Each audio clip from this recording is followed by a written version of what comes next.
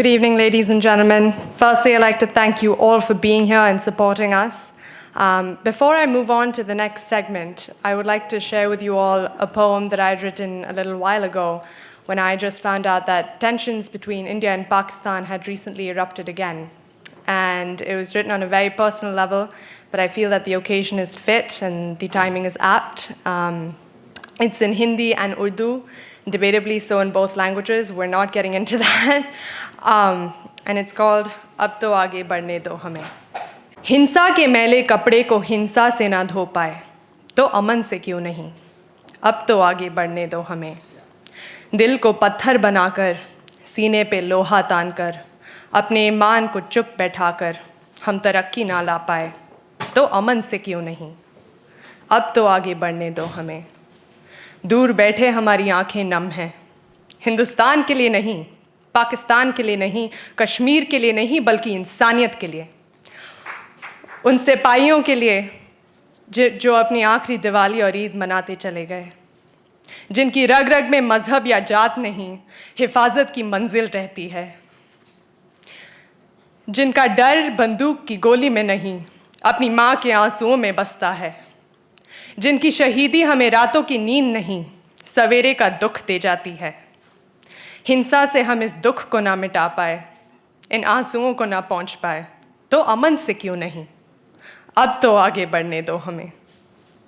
हमारी दुआएं जीत या हार में नहीं, अमन के सुनहरेपन में है, दोनों देशों की समृद्धि में है।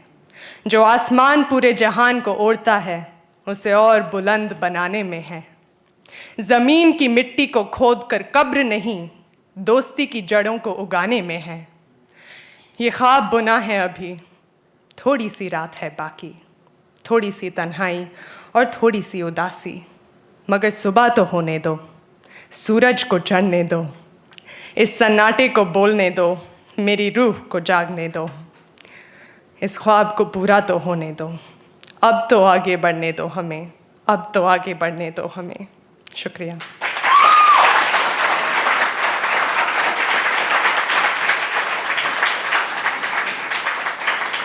Thank you. Ladies and gentlemen, I would now like to move on to the final segment of our conference tonight and invite upon stage our last speaker, a very special and awaited guest who we're all very excited to hear speak and meet, Dr. Subramanian Swamy.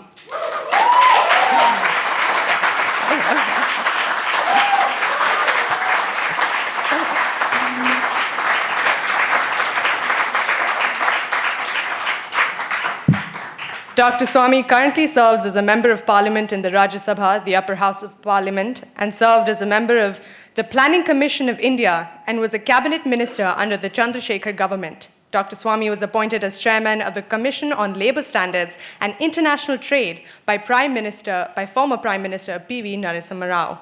In the past, Dr. Swamy has earned a PhD in economics from Harvard University and has written a plethora of books, such as Hindus Under Siege and Building a New India.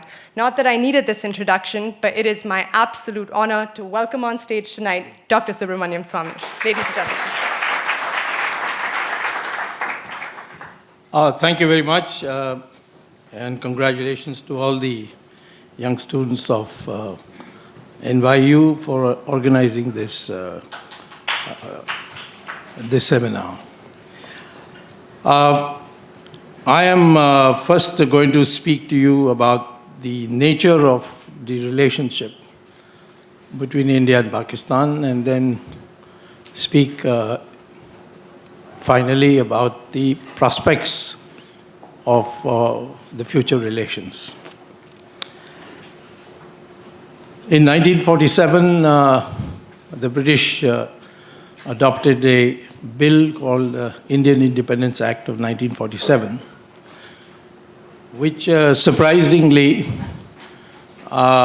in its objects and reasons stated for the bill, said that the object was to create a Muslim-governed Pakistan and a Hindu-governed India.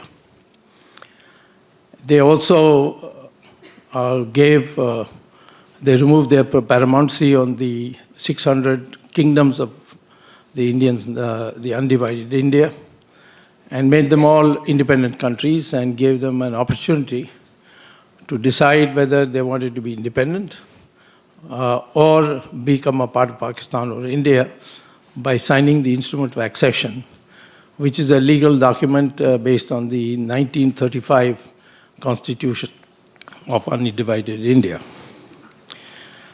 Now, out of 600 kingdoms, about 500 signed to merge with India, and about 100 merged with Pakistan.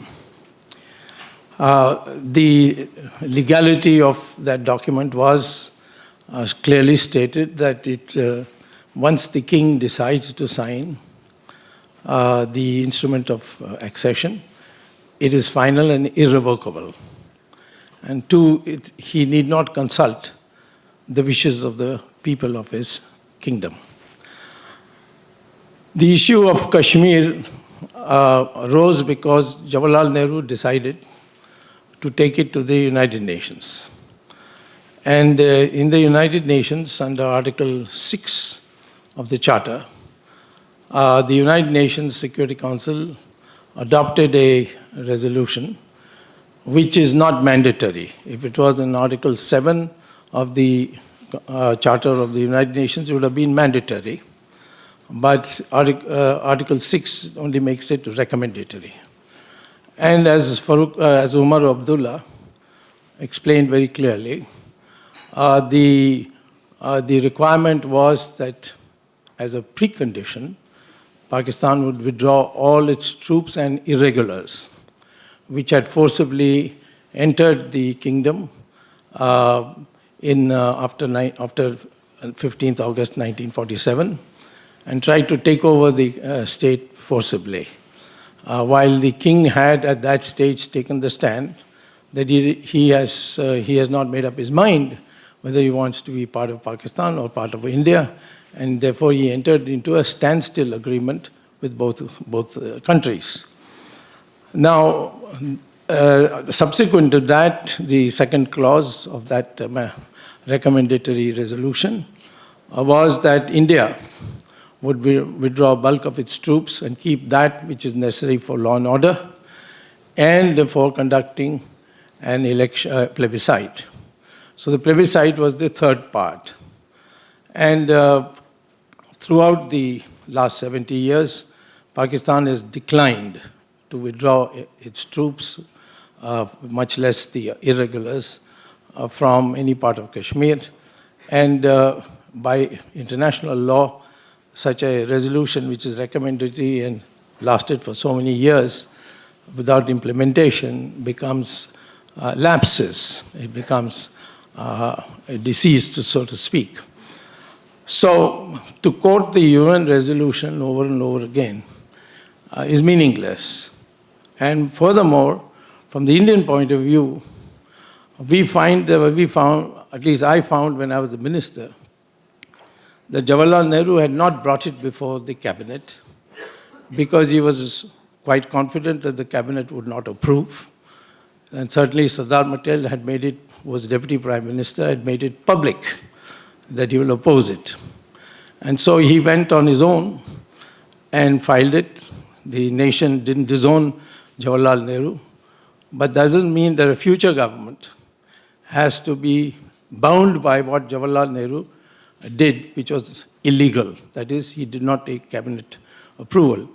Under the Indian Constitution, there's an article called 253, which says that unless an international agreement or treaty is ratified by Parliament, it can be abrogated anytime.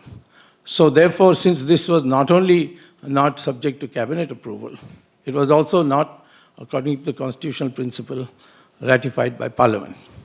So as far as most Indians think, and I think myself, I can't say what the government of India is thinking, but I do know sometimes what I think today, the government of India thinks tomorrow.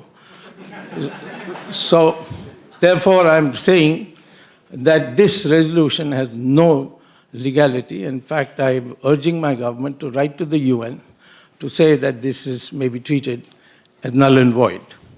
So the issue of Kashmir arises from the fact that the instrument accession, which was signed on 26th October 1947 by the Maharaja, that he is acceding to India, that is final, and therefore whatever is in possession of Pakistan, of Kashmir, is illegally held by Pakistan and it properly belongs to India.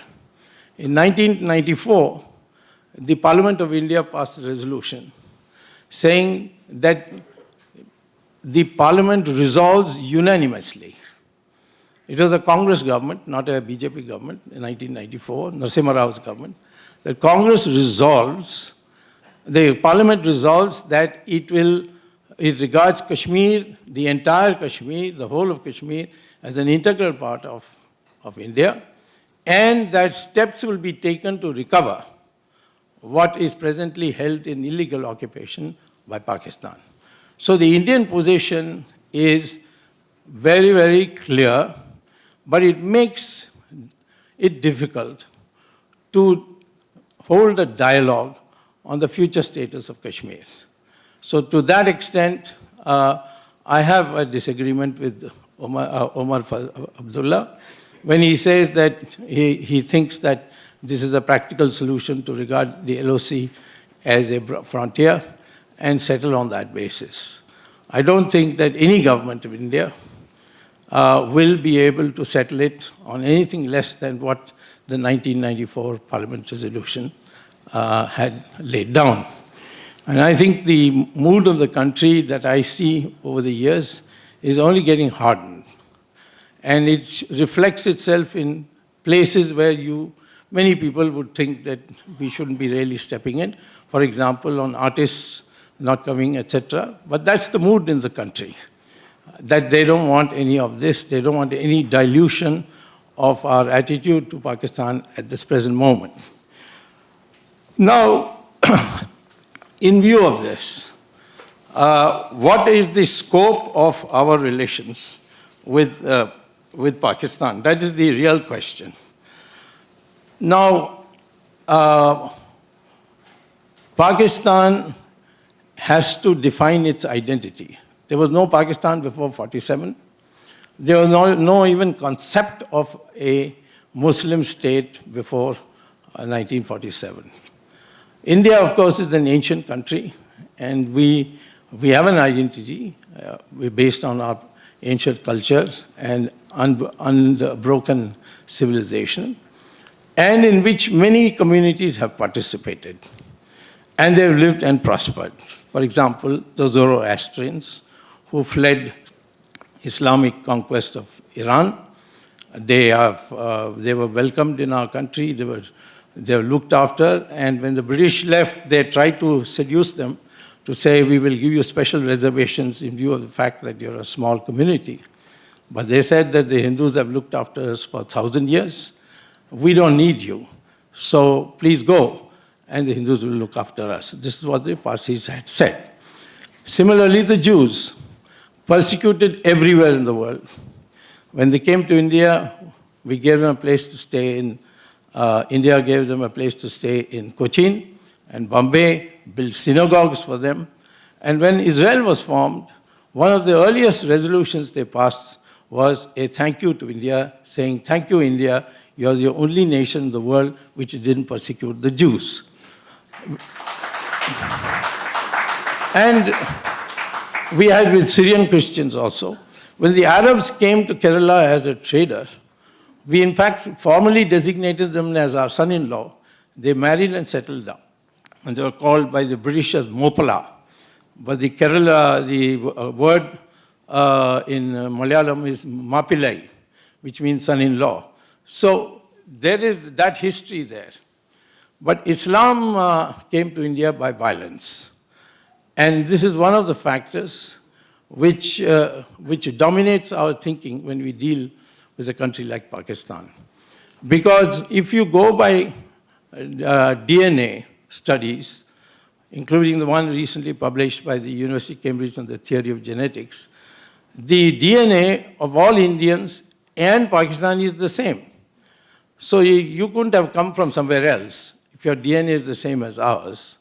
So Muslims in India are also whose ancestors were Hindus. And Pakistan is also the same. I'm not talking of here and there people coming and like the Parsis came to India, some of them intermarried. We are not talking about this microscopic minority. But by and large, Indian subcontinent is of the same DNA. And therefore, we would like to make Pakistan agree to defining its identity with the subcontinent and not with West Asia. And in my opinion, that is where part of the difficulty arises. This is probably the reason why in one of the wars imposed on India by Pakistan, Pakistan lost 62% of its population, which is now known as Bangladesh. So therefore, I would say that Pakistan's main issue is how to regard India as a country with which we were one together, or as a country which was part of a conquering violent army of the past. And that has to be resolved before we can proceed further. Now, there are organizations which say that India is an unfinished chapter of Islamic history. For instance, ISIS, Al-Qaeda, Taliban, their literature clearly defines India as an unfinished chapter of Islam.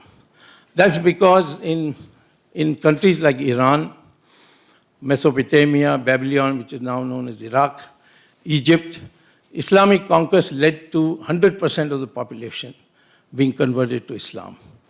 But India had 800 years of Islam, and only 20% of the population got converted. So therefore, they call it as an unfinished chapter.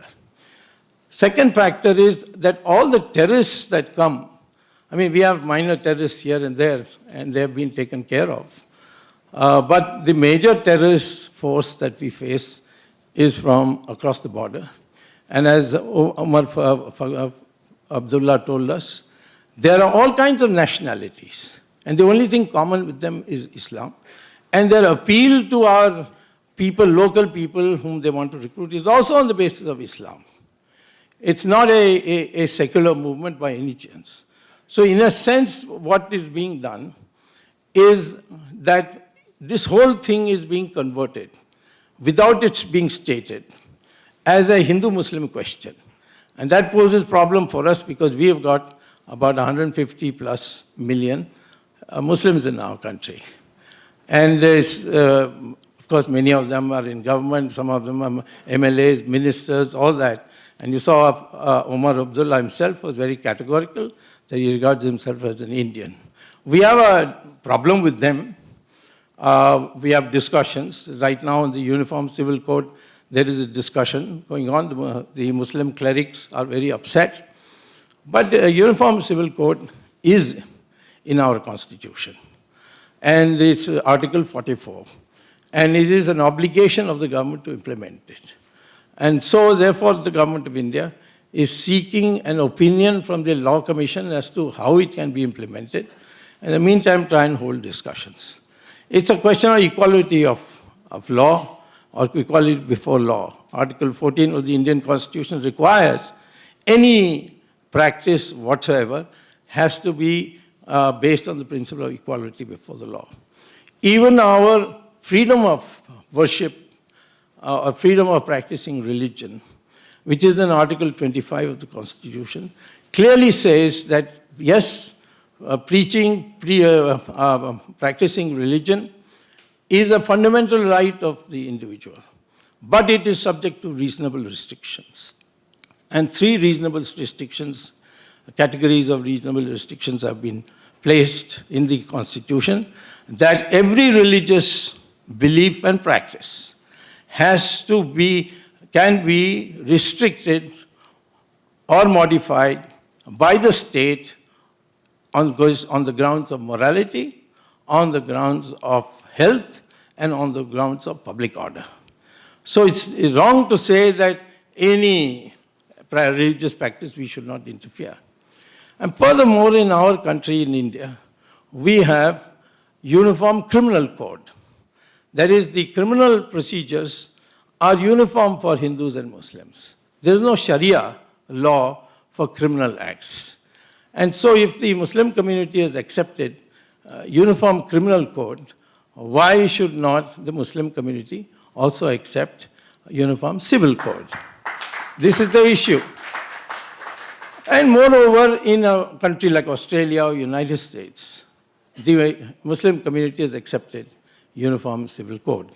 So I think some of these things which are being deliberately raised is to create this division. And we think that there's no division because we regard Muslims also as a part of our ancestral family, that they are also from this country, and they are also a part of us, and we treat them as family. So this is where Pakistan is constantly interfering.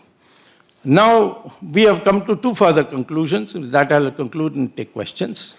One is the issue of dialogue with Pakistan raises the question with whom? We can't have any dialogue with Nawaz Sharif because we consider him a dummy prime minister who cannot implement anything. We have tried that for 2.5 years. The prime minister has gone out of his way, subject to criticisms in his own country. He has suddenly dropped in on his way from Afghanistan to India to attend a marriage ceremony of Nawaz Sharif. None of these gestures has had any effect. And terrorism has continued across the border all through. So finally, when these 18 soldiers were killed while they were asleep in their camp in Uri, the government decided to take a retaliatory action. I agree that we have phrased it in such a way that Pakistan doesn't feel compelled to react to save its prestige or something. We have made it as a local, across the border operation. But there is a fundamental decision, I think. This is my understanding. I am a member also of the Parliamentary Standing Committee on Defense and the Parliament's Consultative Committee on External Affairs, and we have been briefed thoroughly on this. I'm convinced now that our government will give proactive responses to any cross-border attack on us, which is of terrorists. So therefore, unless the political authority begins to assert itself in Pakistan, to discipline its army, to discipline its ISI, and put an end to all these terrorists who are living freely in Pakistan, I think it will be impossible for any government of India to have a dialogue on wide-ranging items. If they want to talk about which terrorists they should hand over to us and why, those discussions can take place at the national security level and the Director General of Military Operations. But political normalcy between India and Pakistan is something which we in India think that is fruitless and therefore should not be engaged in. I am not a person who is a hardliner as media portrays me.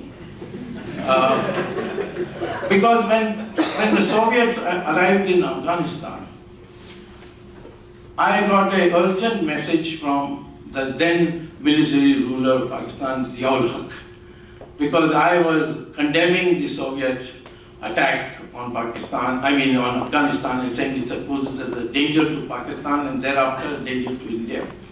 So he invited me to come and visit the frontier areas where the Afghan refugees had come. And I had been to Pakistan twice, that's right, defending Pakistan's right to acquire arms to defend itself against a possible Soviet incursion into Pakistan. The same thing when Musharraf became the president. India did not recognize him. And he remembered me perhaps because I had addressed the Defense College, National Defense College of Pakistan, and he was the commandant, I think, at that time. So he sent me a message, and I went to Pakistan I met twice or thrice, and as Umar Abdullah correctly says, when he was president, there was an attempt to curb the terrorism. I don't know what has happened to him recently.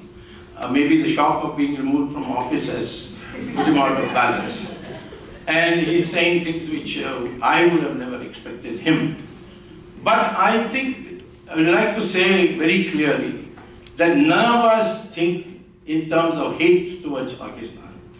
We regard them, the music is, for example, journalists, your food, all kinds of, even your jokes, they have free circulation in India. And we consider ourselves as one people.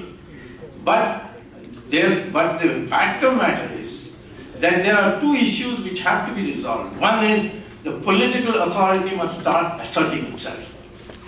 And two, this Islam appeal to India must stop, which means that terrorists have to be brought to book.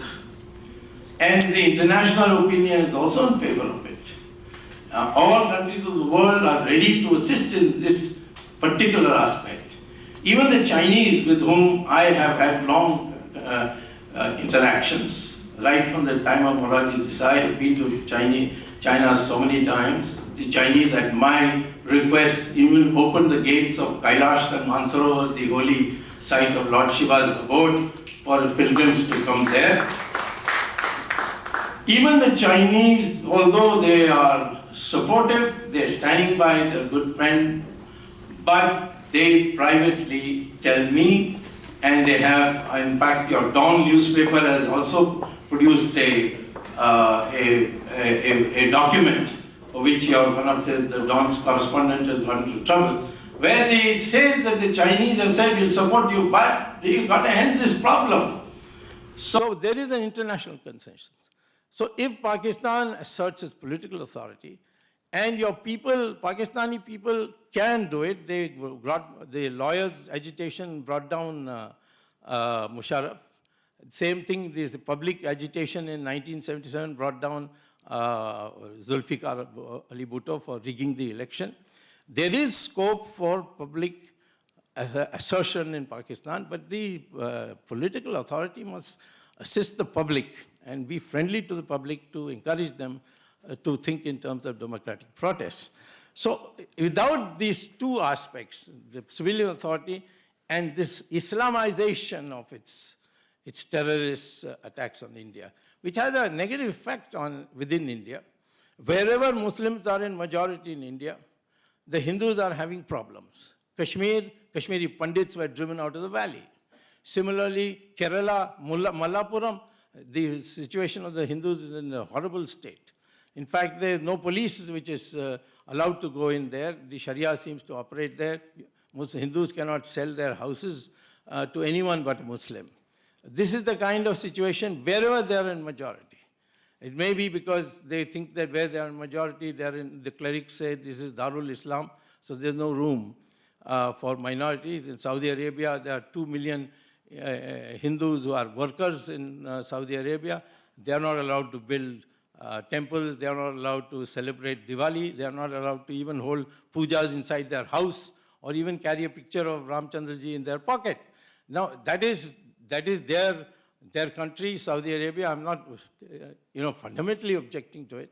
But this Islamization thing is forcing our people to become hostile within the country. And therefore, it will create a problem for us. And if Pakistan is the source and is not willing to become more democratic, it is not the civilian authorities is not willing to take charge and keep the army under check and assist India in controlling the flow of terrorists, then India is prepared for the consequences. And that is what the surgical operation signaled. And I hope changes will come. So in short, I will say the way the whole creation of India and Pakistan and subsequent developments, and now it has got entangled into the fact that we have no channel by which we can have a dialogue solution. And two, we cannot, under any circumstance, I am not one of those people who is going to leave anybody in any doubt, there is no question of yielding even 1 inch of Kashmir on any grounds, because it is, according to the constitutional principle, a part of India. And whatever assurances Jawaharlal Nehru gave you, you may go and consult him wherever he is and ask him. We are not bound by it. But we are fundamentally in favor of the whole South Asian nations, the SAARC in particular, to be a forum of peace and to work in dialogue with the Pakistanis. Pakistanis have to recognize that India's strength has grown, Pakistan has become smaller, and there are movements within Pakistan which are now getting international. There are Baluchis in New York, there are Baluchis wanting citizenship in India or want refugee status in India. Human rights is a universal thing. Somebody, the earlier moderator was mentioning about Sri Lanka's example. Sri Lanka's, the Tamils were all over the world, and they were, invited by governments for discussion. So if you don't control this, and if you continue to be hostile to India, I think the other regions of Pakistan might start also asserting itself like the way Bangladesh asserted.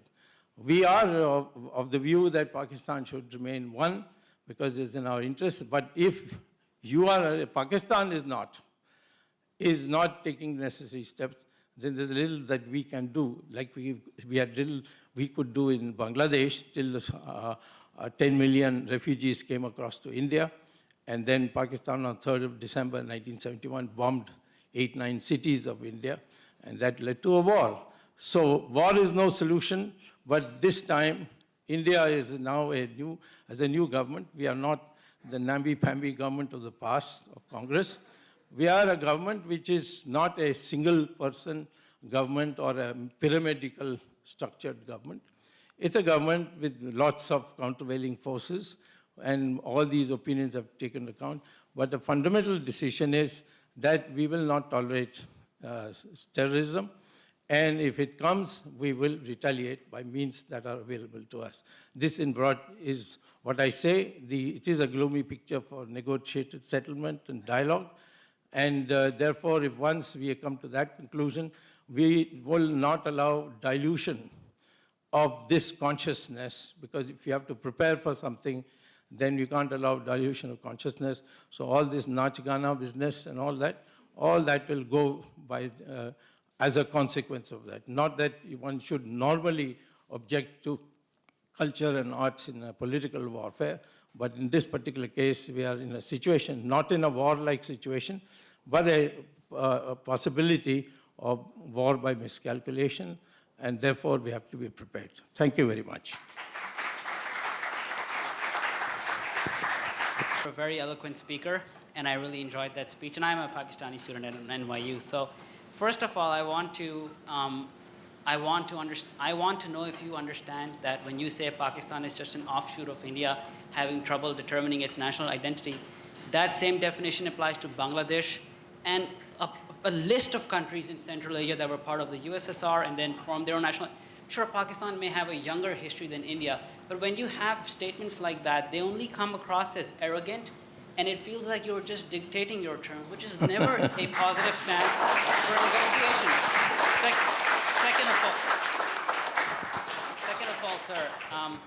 Second of all, the real question basically, you said that fundamental Islam is a problem in terms of peaceful negotiations, but I will just remind you that fundamental doctrines of all nature tend to be violent, and they tend to repress the voice of minorities, including the famous philosopher and political scientist Kautilya, who said that political decisions should only be determined by calculations of self-interest, rational self-interest, not concerns for humanity. And that part is your addition. Well, sir, that is okay. That is a matter of opinion. But he emphasized the rational calculations over short-term concerns.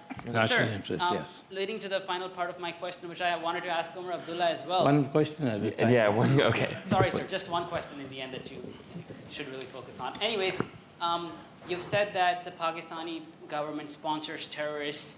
And a lot of you have been conveniently avoiding the word terrorist and jumping between terrorist and militant. But what the Indian government does with the pellet guns and killing people, isn't it the exact same thing? And unless we acknowledge the problems on both sides, we're never going to get anywhere. And I don't think that it's just that you don't understand the difference between terrorists and militants. You're just conveniently trying not to use that. Well, what the Indian government, I'll come with your last question, the Indian government is doing in Kashmir is what it's required to do under the constitution to maintain public order. We think all these demonstrators are instigated by Pakistan. Many of them are paid by Pakistan.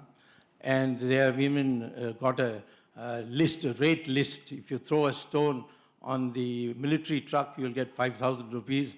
If you throw it at a Kashmiri police truck, you'll get 2,000 rupees. This kind of encouragement is being given. Many of them we have found them to be drugged by narcotics. And therefore, I think, let me say very clearly that human rights is valid question only up to the point where we have to maintain public order. We are a legitimate country, and we have been recognized recognized as a country is legitimate, and Kashmir is legitimately part of India under the law.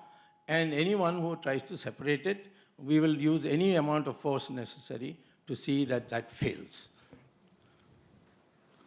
The individual in the back.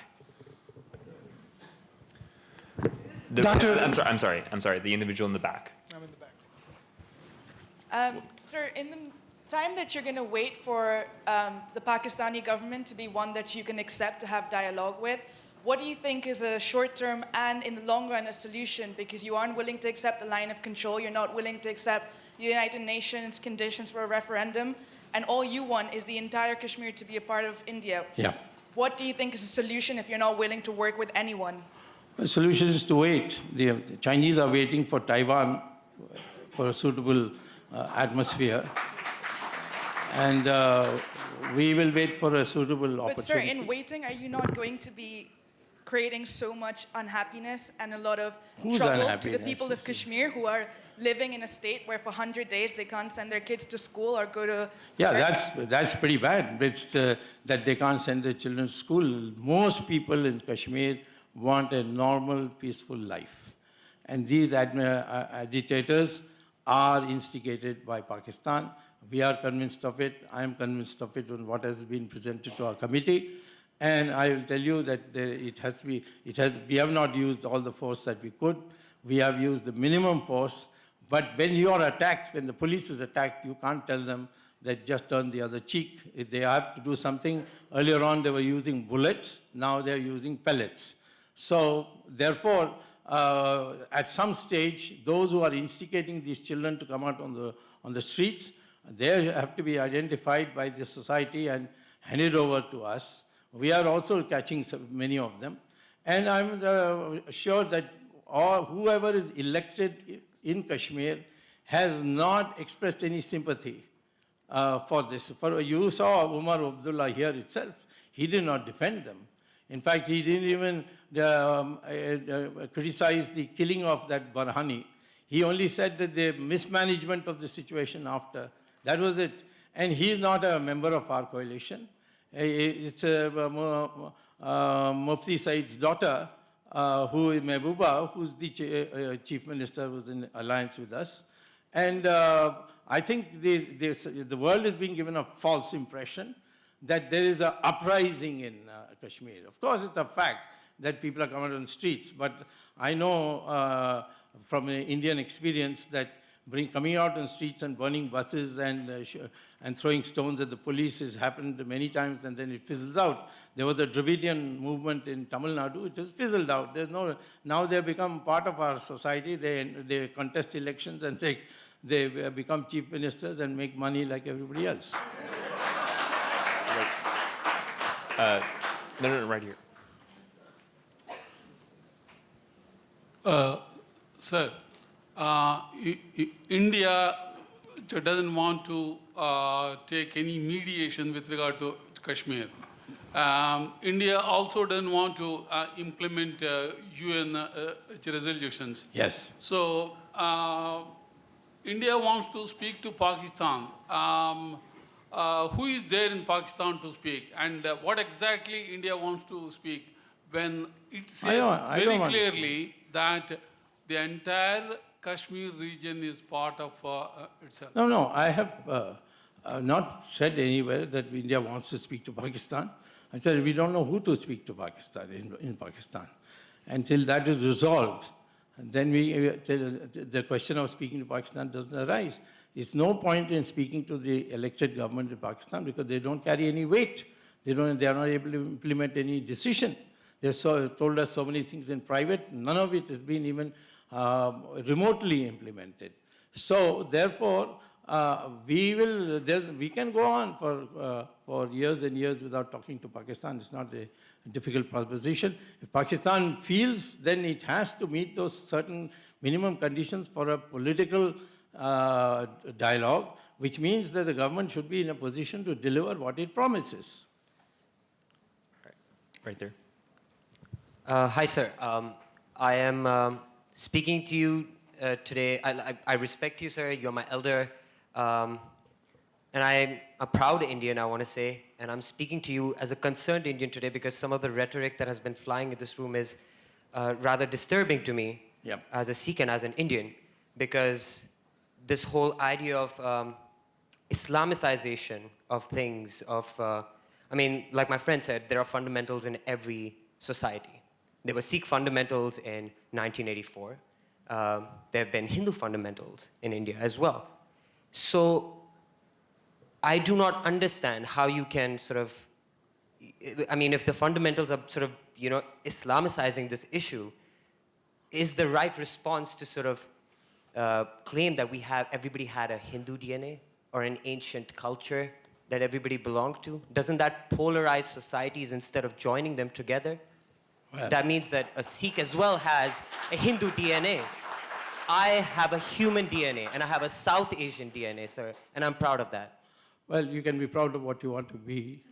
I'm not putting any ban on that. I'm only saying that please don't compare the militancy or the terrorism, whatever you want to call it, of the Sikhs between 1983 and 1981 and 84. I was one of those people who had almost single-handedly, because there was hardly any other Hindu who took the stand. I think Chandrasekhar also took the stand, that Operation Blue Star was condemned, to be condemned. And we condemned it, and we said this was a move by Mrs. Gandhi to try and garner a fundamentalist vote among the Hindu population. Since then, the Sikh community has always regarded people like me, and Mr. Chandrasekhar was no more, as very, very friendly, and they meet me wherever I go, where they have gurdwaras, whether it's in New York or whether it's in London. And I have no difficulty, and now there is no such thing as Sikh fundamentalism. So don't say that. Maybe you have some people in Pakistan who have been paid for and they are there, but otherwise there is no Sikh fundamentalism movement in India. Sikhs are ones who fought for the Hindus, and the Hindus will never forget it, the sacrifices of Guru Tegh Bahadur and Guru Gobind Singh. So wait a minute. So first of all, there is no other fundamentalism in India that has any violent ability to create that kind of disorder and the kind of explosions and the kind of misery that the Islamic terrorists are able to do. That is why I've singled them out. And they are coming from Pakistan, and they are inspired by Islam. Many responsible Muslims say they are not the real Islam. Well, there is a school of Islam, if they are not. Either the clerics disown them and say that they are all kafirs, which nobody is doing, or you say that it's a school of Islam. But the school of Islam seems to be gaining ground. And I want to make sure that it doesn't infect the vast population of Muslims in our country. And that's why I mentioned, I am not talking about Islamization in a general extent. I must tell you, I have no personal animosity. One of my son-in-laws is a Muslim, I must tell you. My wife is a Parsi. I have Jews and Christians also in my family, and none of them seem to think that I am an Islamic phobic person at all. That's not the issue. The issue is what is affecting our society. Our society is being daily, by the use of money power and the internet, the Muslim youth are being targeted that they must fight, they must die for creating a caliphate in Kashmir, This is the kind of propaganda that is going on, and we have to meet that. I promise I'll get to everyone. V-neck gray. Sir, I just had a question. Speech, I really appreciate the insight. So, based on the Independence Act of 1947, Balochistan was not supposed to be part of Pakistan. That's right. And 1 out of 4 or 5 areas of Balochistan was supposed to be part of Pakistan. Pakistan forcibly entered Balochistan, just like they entered Kashmir. So now, they've been murdering Balochis and throwing them out of airplanes for how many years? So I ask you the question: what do you think the role is that India should play in helping Balochistan gain its independence? Yeah. Well, we have reached that stage, yes, yet. I think, first of all, those who are Baluchis and living in New York, you should set up a human rights center, produce sufficient literature, and then go to the UN and try to get people to get concerned, and perhaps at the UN in Geneva to set up a commission on these violent things. I know that tremendous violence is a thing, but it's all anecdotal.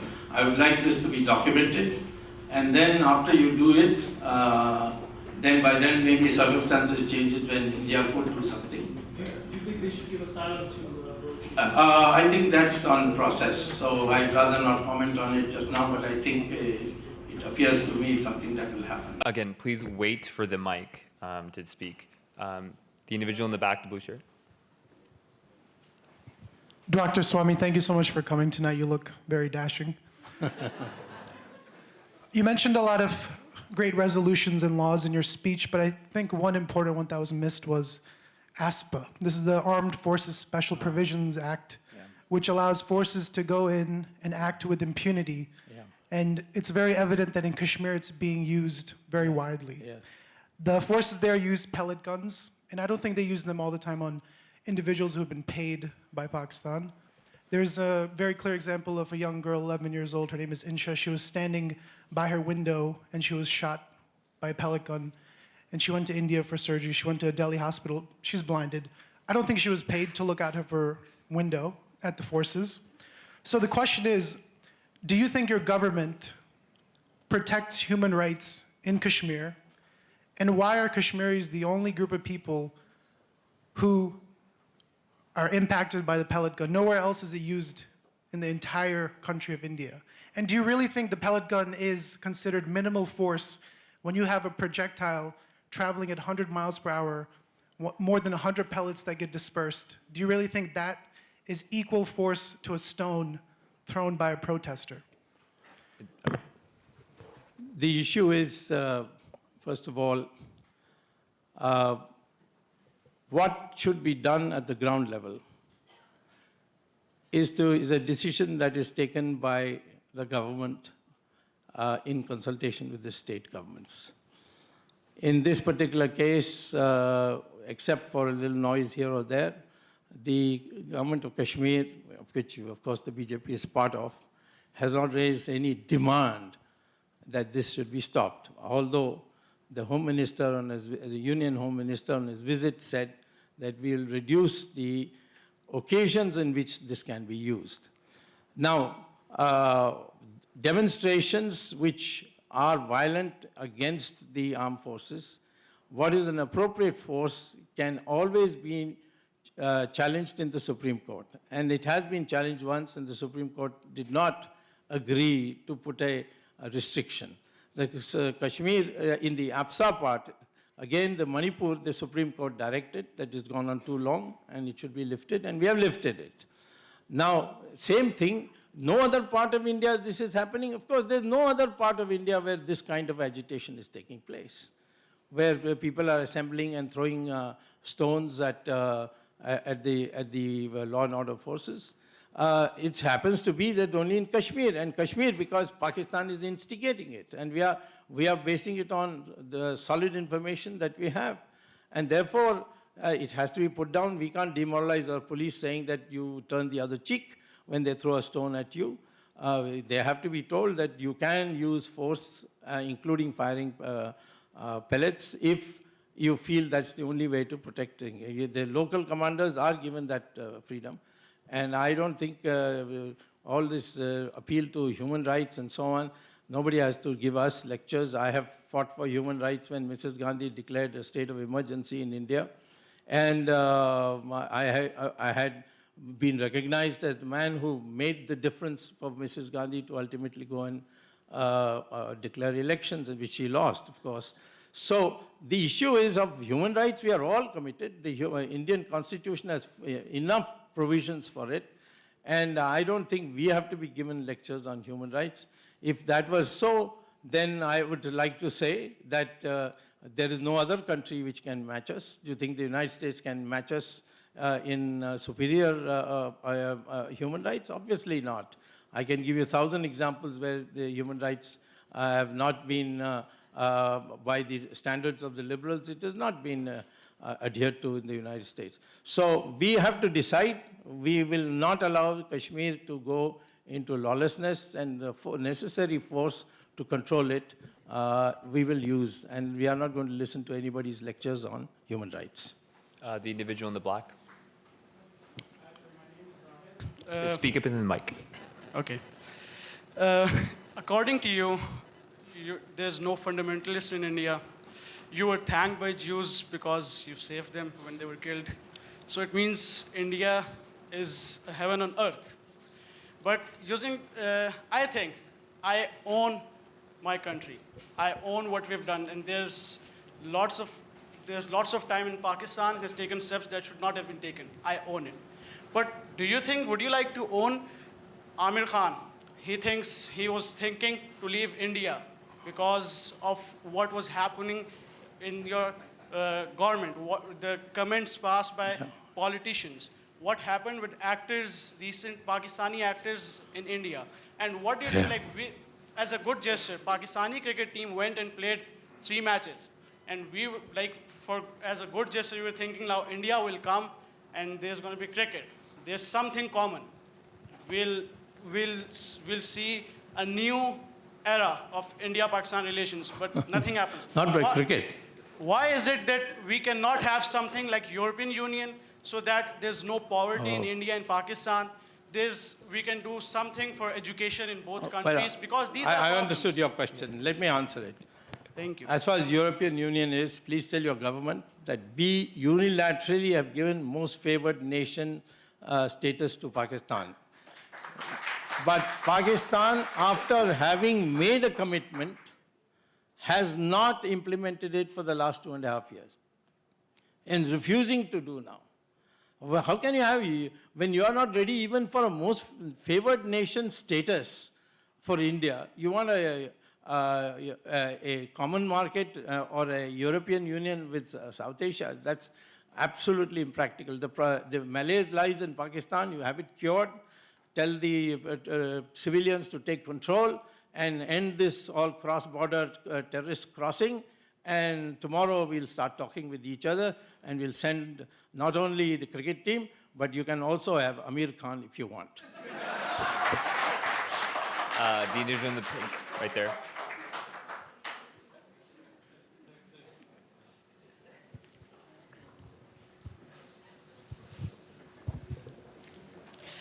It's a pleasure to see you in person, sir. I'm a big fan. My question actually is about the surgical strikes and India's foreign policy as a whole. As someone who was in Bombay during the 2005 attacks and 2008 attacks, it kind of scares me when we go back to the same kind of military solutions, which only lead to violence. As you mentioned that Pakistan does not have a credible government that you can have So why doesn't India, when India is ready to condemn Pakistan in the General Assembly, when you're openly condemning them right now, their government, why aren't you chasing, and you're someone who studied economics, why aren't we going through a route of economic sanctions? That was very successful when America tried to do that with Iran. Why are we going through the same route that we've been doing for the past 70 years, which has only resulted in more civilian casualties? As someone who's lived through that, I fear that we're going in the same direction. So why aren't we doing something more from an economic sanctions perspective? Well, as far as the last 10 years is concerned, we were living on hope that Pakistan will improve, but it hasn't. Now, we have started the process of not being the same as before. After Uri, we just didn't make speeches for calmness and peace and so on. We have taken a small step, but it is a very deadly step in the sense its consequences of being multiplied in a larger scale are tremendous, that we were able to do it with the intelligence information we had, that even there was no forewarning for Pakistan at any stage. And therefore, we know that there are many other contingency plans which we will put into place if it becomes necessary. But we hope that Pakistan comes to become one of our partners, but they are not in any matter, they are not ready. You're talking about our artists, the Pakistani artists being blocked. See what they're doing to Indian films and so on in Pakistan. So, in effect, the persons who are in control, even at cultural matters, is Taliban and not the Prime Minister of Pakistan. So, we have to wait, and we can't take steps which go completely out of steps with the international environment. The international environment has come a pretty long way. This time, no government, including China, condemned our action on the surgical strike. And in Pakistan, in the United Nations, nobody supported Pakistan on the Kashmir issue. And generally speaking, in private, our conversations with world leaders show that they, on this issue of terrorism, they are willing to go with us for a long way. Now, as far as somebody saying that I'm admiring Israel and so on, well, we have very good relations with Israel. Israel has always helped us. We have very close relationship. And I know that many of the things that people are now putting in the media about Kashmir is what they put in Gaza and other places. So this kind of propaganda that is done, we can't act on that basis. We have our own sources giving us information. We have not one sources, but multiple sources.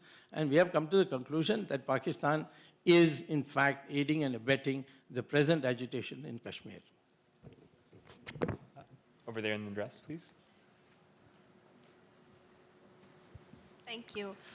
Sir, towards the end of your speech, you mentioned Nach Gana, and you referred to how the recent things about like sending Pakistani actors and artists back to their country and restricting the representation of Pakistani artists in Bollywood movies and things like that is a form of protection of something. But don't you think, like, all of us in this room can agree that we don't want a war between Pakistan and India, and we don't want a situation where either of the country wins, but rather something where they both, like, you know, find a solution collectively. Yeah. But it's ironic that something that, like, sending Pakistani artists and people like that back to their country doesn't really protect, but in fact increases conflict and makes it more likely that something will come up in order to need protection in the first place. Yeah, that's one perspective, definitely.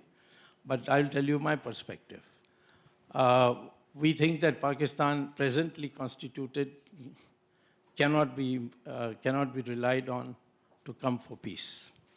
And the people who are actually managing it do want war. And we have reports now that after this Mosul attack by the American-supported forces of Iraq, many ISIS people are now thinking of moving to Pakistan as a sanctuary. Now, we have... well, I'm sorry, sir. Wait. Sir. Well... Sorry, sir. Well, I am here to speak. When your turn comes to speak from this side, you can say what you like. That is not the purpose. I am telling you what I know. And it is not that it has not appeared in the media. Well, I'm telling you that you have ISIS people in Pakistan. We have ISIS people in India.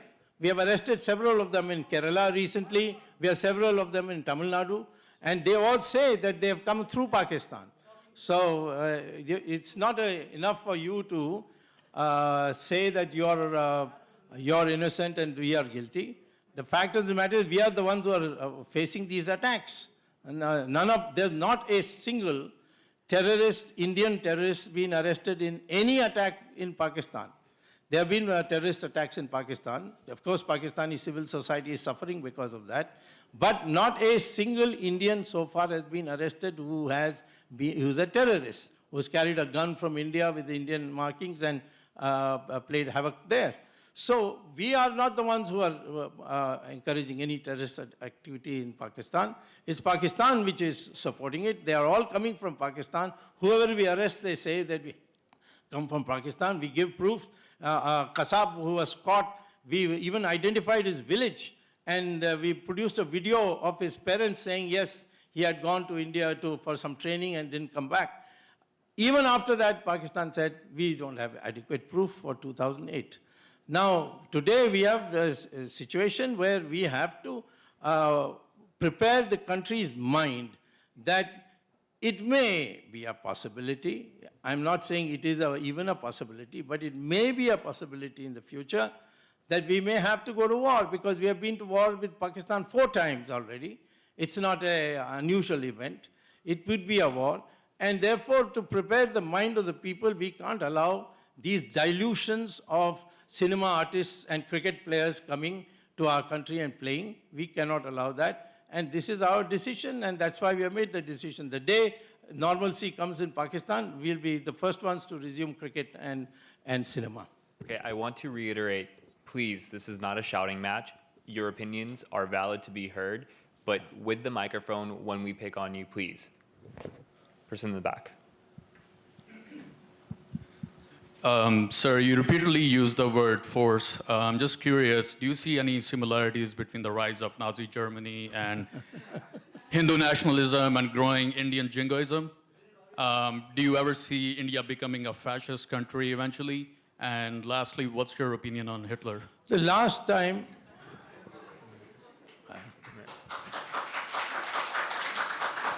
I think, you see, you haven't applied your mind to what I've said. I'm an admirer of Israel, and I can't be at the same time an admirer of Hitler.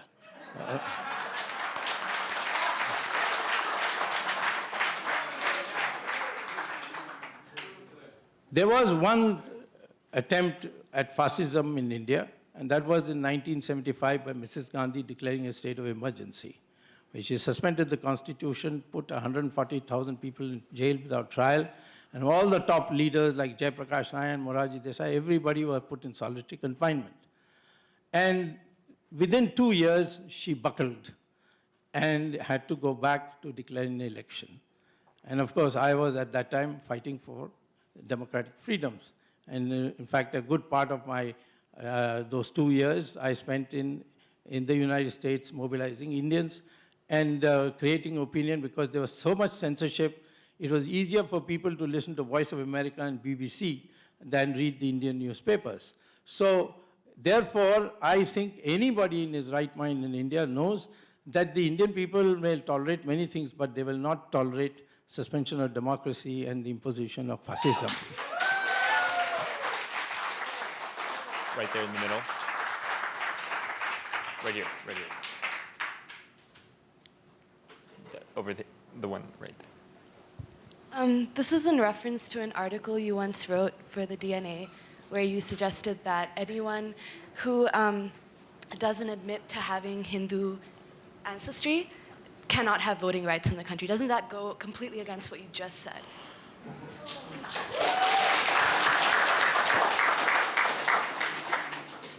Voting rights under Indian law is not a fundamental right. It is subject to conditions. I'm sorry, Right. can we? And what I had said, you're misquoting, no problem, because many others, you must be listening to some of these rabid Islamic intellectuals who have misquoted my article completely. What I said exactly was this, that the attempt of the Islamic terrorists is to alienate the Muslims from the Hindus. And we have to therefore propagate and make the Muslim accept that he is also one of us, his DNA says he's one of us, and therefore his ancestors are Hindus. And therefore this country and the soil of this country belongs as much to him as me. Those who say that their ancestors are not Hindus, but in fact Gori and Ghazni, they are not fit to be in this country. They should have gone to Pakistan. In any case, they can stay here, but in my opinion, till they give up this kind of attitude, they should not be given voting rights. That's what I said. Sorry, I have the mic here. Sir, firstly, thank you for taking on such challenging questions. I'm Daniel, I'm a Pakistani student in NYU, and I really admire you and respect you. But throughout this evening, we've heard how you said there's a one-way export of terrorism, and Umar Abdullah Saab first said the same thing, that Pakistan is exporting terrorism to India. But sir, what do you have to say about Kul Bhushnav Yadav, who's a raw agent, who's officially recognized by a government, and he went on record and said that he was he was given the task of destabilizing Balochistan, targeting minorities, carrying out bomb attacks on Hazara especially, and alienating such minorities.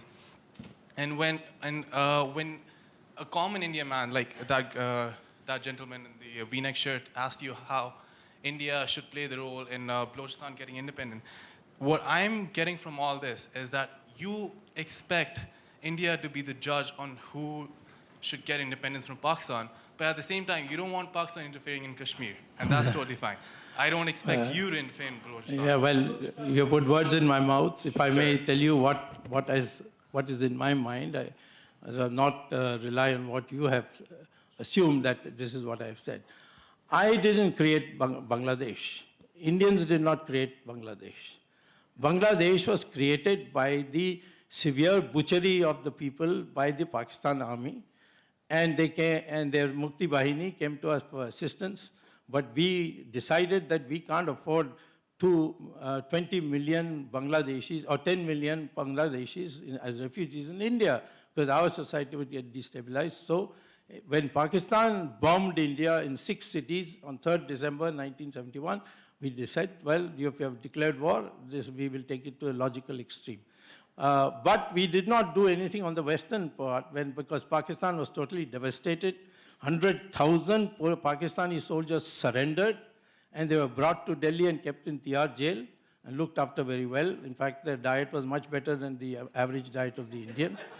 And after that, we had an agreement, and we released all the 100,000 Pakistani soldiers. Now, if Pakistan can't manage its affairs, and everything starts falling apart, I don't think that we have to do anything at all. I am saying only that if somebody comes to my country and says, I am afraid to go back to Pakistan because I'm a Baluchi and therefore I'll be persecuted, we have to have a policy, and we have done for many. For instance, that Taslima from Bangladesh, we gave her asylum. Similarly, we have given to me as a Dalai Lama, even though at that time many people felt that it will alienate our relations with China. We gave asylum to Dalai Lama. So in the similar way, if some leader or a prominent person from Bangladesh, not only, I will tell you, Balochistan, but from Pakhtunistan and Sindh, I think we were, and make out a case that his life is threatened. The United States also follows the same principle. We'll follow that principle, give them asylum. That doesn't make it us that we are dictating what Pakistan should do. Of course not, we are not dictating, but if the consequences fall on us, we will act according to our interests. The individual in the suit. Mr. Swamy, I have just a quick question and then a larger question. You know, on the most part, it seems like there's a fair and square blame on Pakistan and Islam with the situation in Kashmir. Is there anything India takes responsibility for in solving the problem and creating a more positive environment in South Asia? And my larger question is really, Indian Muslims have largely been very loyal to India, its constitution, and the nation, and there's very little or no documented participation in Al-Qaeda or Taliban or ISIS. But yet, there's a rise in Hindu fundamentalism, there's a rise in intolerance in India, not just against Muslims, but against Dalits, against Christians, against minorities and tribal people in the Northeast. Yeah. So you're so focused on Islamic terrorism in Islam. What's your perspective on Hindu fundamentalism, the rise of the RSS, the VHP, Bajrang Dal? So while you are so focused on Islamic terrorism, are you guys falling asleep on the rise of Hindu fundamentalism? Listen, binary questions are not allowed. Huh? You ask me a question, but don't suggest the answer also to me. You see, these propagandistic remarks that the whole country is after all the Hindus, or at least the higher caste Hindus, I assume he meant, are after the Dalits. There is not a single documented evidence of ISIS in India or Al-Qaeda in India. I don't know, you must be living too long in United States. You come to India, and I will sit with you and show you documents after documents, which show that there has been an increase in recruitment of by ISIS of Indians, particularly in South India, Kerala, Karnataka, and Tamil Nadu. And we have arrested people also. So therefore, this to say, of course, it's not in a form that threatens us just now, but the recruitment has started. And whereas the question of Hindu fundamentalism, RSS, Vishnu Parishad, and so on, you may not like them, but there is no use calling them that, because there is fundamentalism means that you are saying this is the religion and no other interpretation is possible. That's impossible in Hinduism because we don't have a prophet. Fundamentalism is only possible if there's a prophet. If you have a large number of books which give different interpretations, you go to the Vedas, the 4 Vedas, you go to Upanishads, you go to Brahmanas, the Aranyakas, the Atharva Veda, all give variety of differences, the variety of interpretations. Our social code is subject to amendment. We have had Manu Shastra, then after that Yajnavalkya Shastra, after that Mitakshatra Shastra. Shastras are to be amended. So I can't understand how a religion which doesn't permit for a strict interpretation can ever breed fundamentalism. I think you have got the whole thing completely wrong. Ready?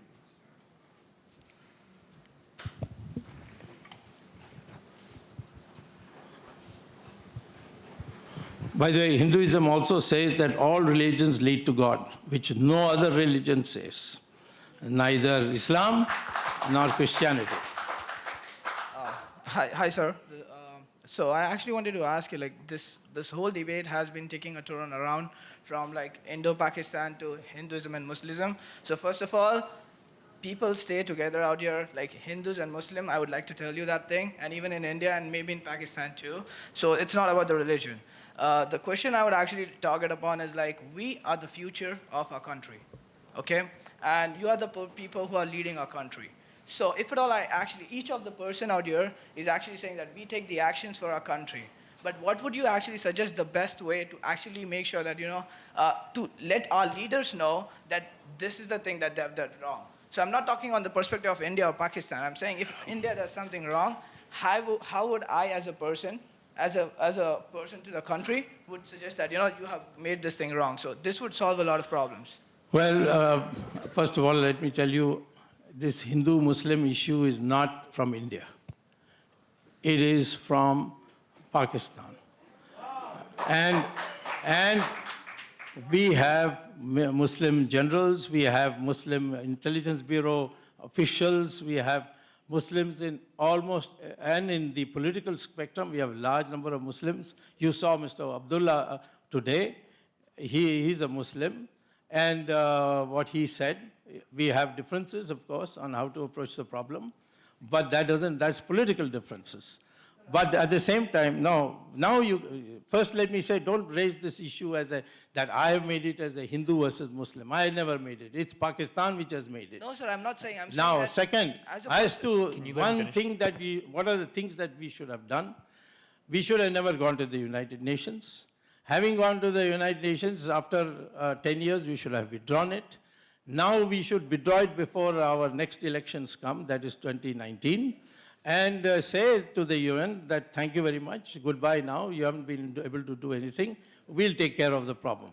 To the Kashmiri people, the one mistake we have made is we have not made it clear that we'll pay any price, we'll go to any length to see that the whole of Jammu Kashmir remains with India as an integral and unalienated part.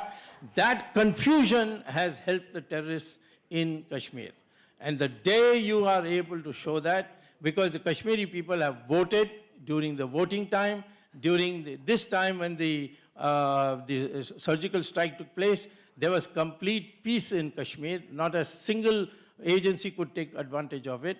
And therefore, I'm saying the one mistake we have made in Kashmir after going to the United Nations was not to make it absolutely clear that no discussion will ever take place with Pakistan on the status of Kashmir.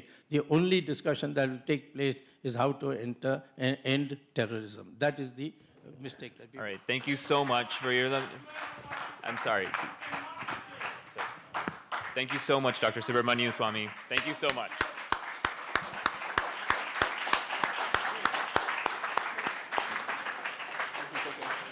Ladies and gentlemen, before we close, there's just a few remarks that we wanted to say. You've seen views of different representation, whether it's left, whether it's right from both countries, and we just wanted to express them to you through this medium, through this conference, and for you to decide what our future holds.